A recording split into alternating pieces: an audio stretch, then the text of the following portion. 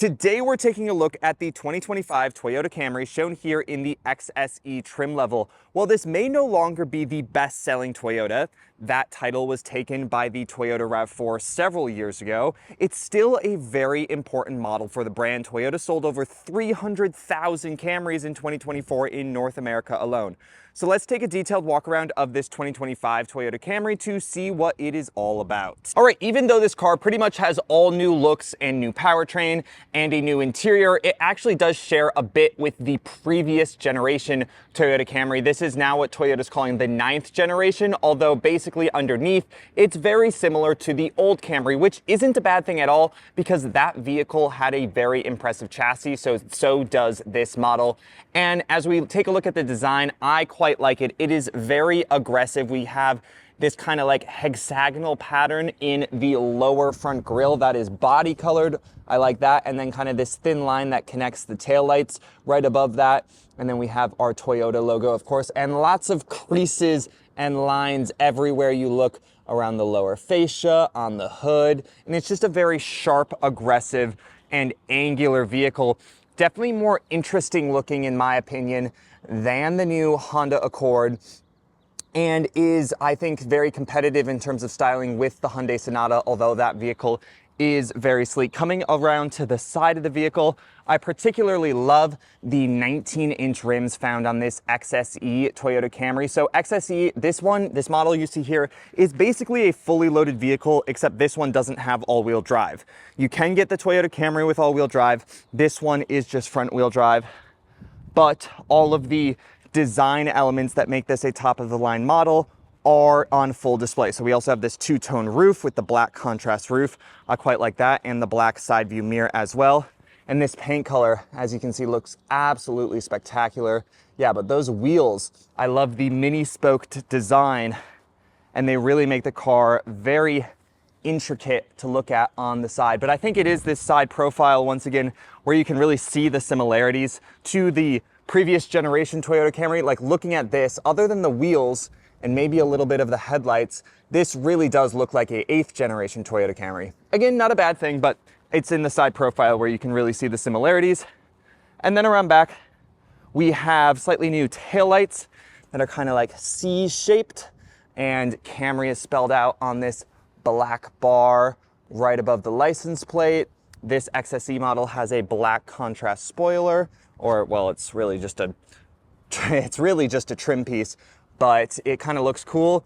And then as you can see, this is the XSE, and this is a hybrid because for 2025, all Toyota Camrys are now hybrids. That's the only way you can get the car, either front wheel drive or all wheel drive hybrid system. So let's pop open the hood to check out this powertrain. All right, popping open the hood, this is the engine you're gonna find in all Toyota Camrys. It's a 2.5 liter 4-cylinder hybrid system that makes 225 horsepower, which is about 20 more horsepower than you're gonna find on the Honda Accord hybrid, and about 30 more horsepower than you're gonna find on the Hyundai Sonata hybrid. And unlike those vehicles, you can also get this with all-wheel drive. In an all-wheel drive configuration, this engine puts out 232 horsepower. So definitely healthy power figures.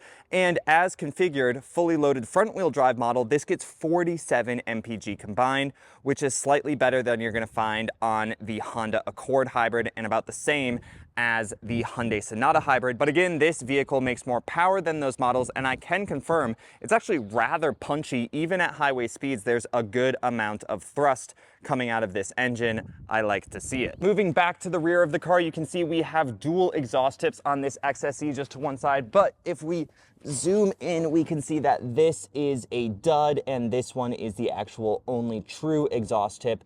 A bit disappointing, but that's all right. It still looks kind of cool.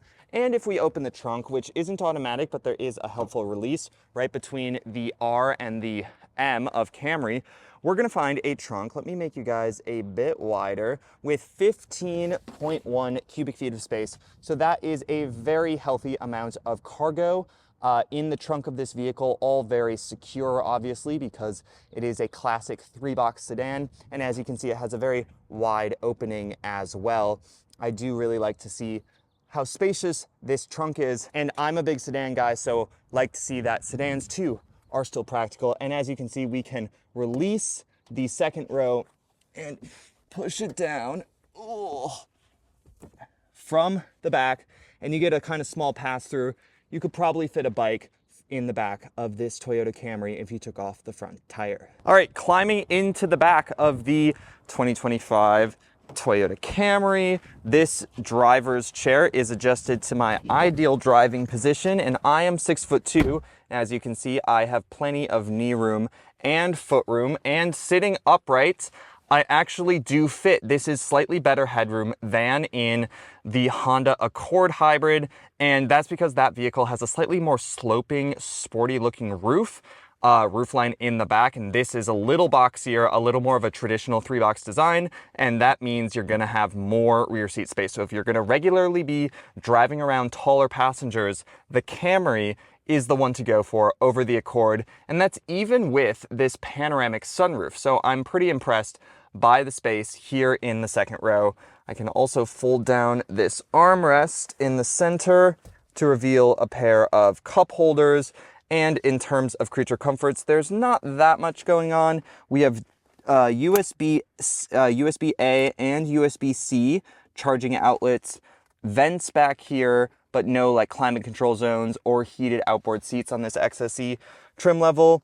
Obviously window switches and some cubbies and seat back map pockets. It's a little bare bones in the back of the Toyota Camry, but it's not really a vehicle designed specifically for rear seat passengers. So let's hop up front because that's where most of the new niceties are. All right, hopping now into the front of the 2025 Toyota Camry, and we can turn this bad boy on. And no engine is going to roar to life immediately because obviously this is a hybrid, and we are greeted by a very modern but also still very functional interior, which I am definitely a fan of. I really love this large 12.3-inch infotainment system, very crisp, very bright, CarPlay, Android Auto, everything you need, but I love even more the row of physical climate controls you get right underneath it. Buttons, they're matte, they're super easy to use. We also have these knobs in order to raise and lower our temperature and our fan speed. All of that is exactly how I would want it to be. And actually, I take that back. These are gloss black buttons, but I'm going to give them a pass on that because most of the buttons are matte and they won't really show fingerprints. We also have a very traditional and self-explaining gear selector. I like that.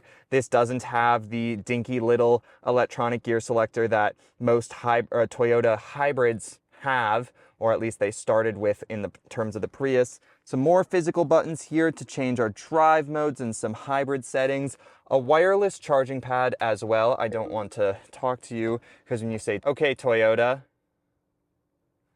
then it thinks it wants to talk to you. So you can just press the X. Pair of cup holders, some more storage, and a helpfully sized center console. In terms of design, this large screen kind of flows into the passenger side of the dash with these lines, which then become the air vent. I really like that. These air vents are also very easy to control, very self-explanatory, but also still pretty modern looking. I am a fan of the design they chose with this, a bit squarer, but still, yeah, very crisp. And then we have two USB-C charging outlets, a regular USB port, and that is your actually only way to give information to the car. I find that a little old school. I don't know why that one isn't also USB-C because I don't have any more USB-A ports or charging cables anymore. So that's a bit weird, but you do have these two USB-Cs right there. I really like the metal pedals we get on this XSE Toyota Camry. And then this nice steering wheel. A lot of buttons on it. They're all matte black and none of them change. What they do are actually, again, we have a couple gloss black controls, but mostly matte black. None of them change what they do. We have our cruise control functions, some more like controls for all the screens. So really like that. And then we have our 12.3-inch digital instrument cluster as well. This is pretty simple, pretty crisp.